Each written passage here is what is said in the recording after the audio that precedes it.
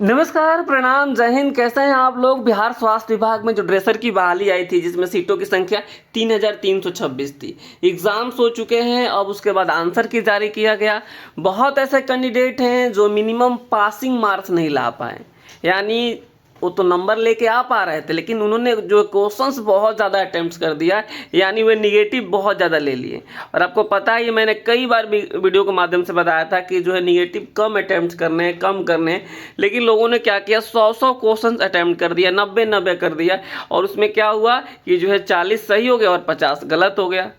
तो जिसके चलते लोग बाहर हो गए, यानी निगेटिव नहीं रहता तो जो है कट ऑफ बहुत ज़्यादा जाता है और पास होने वालों की संख्या बहुत अधिक होती। कुल मिलाकर निगेटिव मार्किंग होने के चलते कट ऑफ अब कम जाने वाला है। कितना जाने वाला है आपको इस वीडियो में बताने वाले हैं। नॉर्मलाइजेशन जो होने वाला है कब होगा इसके बारे में बात करेंगे, क्या नंबर बढ़ेगा इसके बारे में भी बात करेंगे। जो है कंप्लीट जानकारी इस जो है भर्ती को लेकर हम देने वाले हैं। तो चलिए इस वीडियो को स्टार्ट कर लेते हैं। सबसे पहले हम बात करते हैं, देखिए नॉर्मलाइजेशन को लेकर। नॉर्मलाइजेशन कब होगा, जैसे ही स्कोर कार्ड जारी किया जाएगा उस समय जो है आपके स्कोर कार्ड में नॉर्मलाइजेशन वाला मामला दिखेगा। वहाँ पे बताया जाएगा कि आपका टोटल मार्क्स इतना आया और नॉर्मलाइज करके आपका जो है इतना नंबर कर दिया गया है। कई मामलों में मैंने देखा है नॉर्मलाइजेशन में 8 से 10 नंबर बढ़ भी सकता है और 2 से 4 नंबर घट भी सकता है। ठीक है, तो ये जो है अब कोई ऐसा अभी कह नहीं सकता है आपको कि जो है आपका बढ़ेगा ही या फिर आपका घटेगा ही। तो ये जो है बढ़ने की संभावना रहती है। कई बार 2-4 नंबर आराम से बढ़ जाते हैं और कई बार 2-4 नंबर आराम से कम हो जाते हैं। ये जो है टीसीएस ने एग्ज़ाम्स लिया है और टीसीएस का जो फार्मूला है उस फार्मूले पे इन सारी चीज़ों को आगे वो लेके चलेगी। ठीक है, अब हम कट ऑफ को लेकर बात कर लेते हैं। कट ऑफ वाला जो मामला आपको मैं बता दूं, जैसे हमने पोल किया है उस हिसाब से भी, और हालांकि हमने एक सीट बनाया, गूगल फॉर्म बनाया हुआ है और उससे मैं डाटा जो है कलेक्ट कर रहा हूं।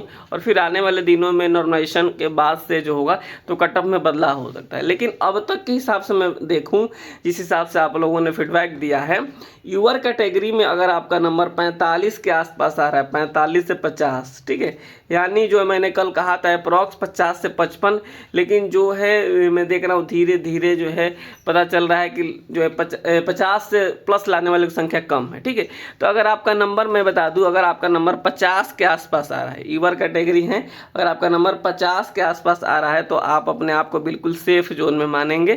ठीक है, सेफ जोन में।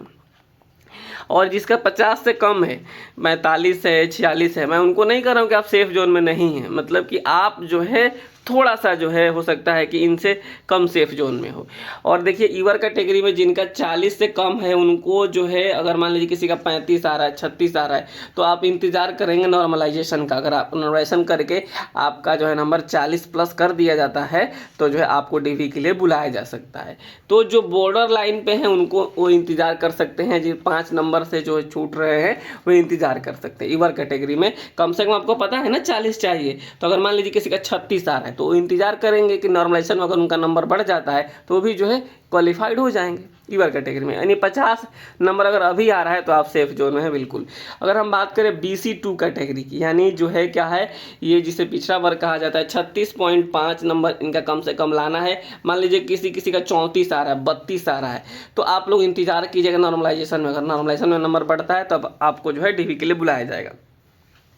तो जो BC2 है, यहाँ पे आप देखेंगे जो कट ऑफ की बात हो रही है, अगर BC2 में जो है 36.5 तो चाहिए ही चाहिए।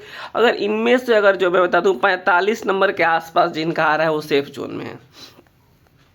ठीक है अगर जो है उसके बाद आता है EBC में आप देखेंगे कि ये जो इनके लिए होता है 34 नंबर कम से कम इनको लाना होता है। अगर इनका जो है, अगर आपको बता दें 40 नंबर आ रहा है तो अपने आप को ये सेफ जोन में मानेंगे EBC के लिए। वहीं हम बात करें SC कैटेगरी में, तो SC कैटेगरी में अगर 35 नंबर आ रहा है तो बिल्कुल सेफ जोन में है, 35 नंबर आ रहा है। और मान लीजिए हम 32 चाहिए, जिनका 30 आ रहा है वे भी इंतजार करेंगे कि थोड़ा सा नंबर बढ़ सकता है, हो सकता है ऐसा। ठीक है, और दूसरा बात है ST कैटेगरी। देखिए जो ST कैटेगरी में भी आपको बता दें इनका भी जो है यही 35-36 के आसपास जो है जा सकता है। ठीक है, और इनका भी 32 मार्क्स होता है कम से कम। तो ये ओवरऑल कट ऑफ है नॉर्मलाइजेशन के पहले का, इसमें बदलाव हो सकता है। अगर आप इसमें थोड़ा सा नंबर आपका कम आ रहा है तो आप इंतज़ार कर सकते हैं। क्योंकि नॉर्मलाइजेशन में जब है कुछ नंबर्स बढ़ते हैं और कुछ घटते भी हैं।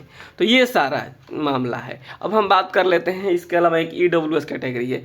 EWS की अगर हम बात करें तो अगर EWS में अगर आपका 40 नंबर के आसपास आ रहा है, 40 नंबर तो चाहिए ही चाहिए, 40 से 42 नंबर आ रहा है तो आप जो है आपका हो सकता है, क्योंकि EWS में केवल जो बिहार के लोग हैं वही EWS में अप्लाई करेंगे, बाहर वाले तो करेंगे नहीं।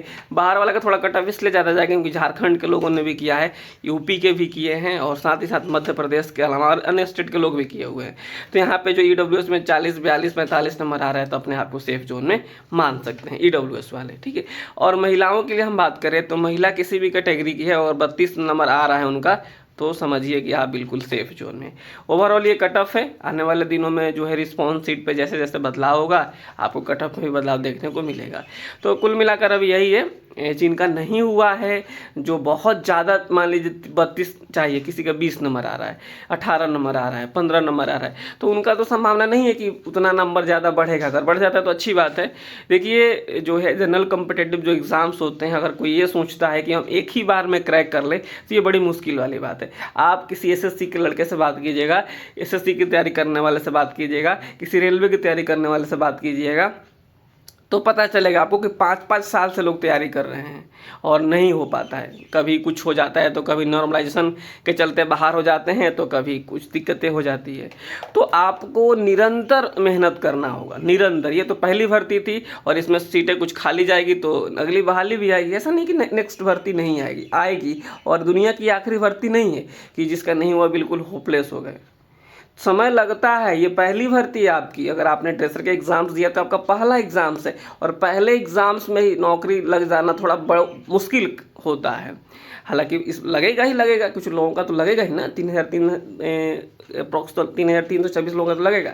लेकिन जिन लोगों का नहीं हुआ है उनसे मेरा यही रिक्वेस्ट रहेगा कि आप होपलेस बिल्कुल मत होइए, अपने तैयारी को देखिए, क्योंकि अब आपके पास पेपर आ चुका है कि कौन कौन से चैप्टर से ज़्यादा सवाल पूछे जाते हैं, कैसे पढ़ना है, आगे की अपनी तैयारी करते रहिए। बहाली आएगी, ये बात तो है कि बहाली आएगी, इस बात में बिल्कुल गारंटी है कि बहाली कब आएगी। अभी ये भर्ती क्लियर होगी, उसके बाद आगे की जो है अधिसूचना वगैरह जो भी डाटा कलेक्ट किए जाएंगे, कितनी सीटें खाली है क्या है, क्योंकि दिन पर दिन हॉस्पिटल बढ़ रहे हैं, लोगों की संख्या बढ़ रही है, तो ये सब बहाली आनी ही आनी है।